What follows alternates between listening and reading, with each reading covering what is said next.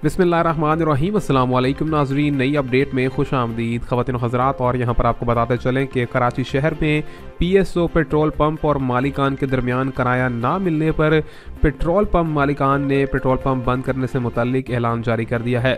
आपको बताएं कि पीएसओ की जानिब से मालिकान को किराए की अदायगी नहीं की जा रही और बर वक्त किराए की अदायगी ना होने के साथ साथ किराए में जो उसका एग्रीमेंट है वो भी मुकम्मल तौर पर एक्सपायर होने के बाद उसको रीन्यू नहीं करवाया जाता रहा है। मालिकान की जानिब से शिकायत दर्ज करवाई गई, जिसके बाद अब कराची शहर में मुतअद्दिद तौर पर बड़े पेट्रोल पंप्स जिसमें पीएसओ के पेट्रोल पंप्स शामिल हैं उनको कल से बंद रखा जाएगा। कराची भर के अंदर पेट्रोल पंप मुहैया नहीं होगा, जबकि दीगर प्राइवेट पेट्रोल पंप से पेट्रोल जो है वो आवाम के लिए मुयस्सर किया जा सकेगा। आपको बताते चले कि यहाँ पर अहम खबर आई है, बताया गया है मालिकान की जानिब से कि किराए की अदम दस्तियाबी की वजह से पेट्रोल पंप्स को बंद रखा जाएगा। मज़ीद तफसीलात से जुड़े रहिए, चैनल को सब्सक्राइब, लाइक और शेयर करना मत भूलिए। अल्लाह हाफिज़।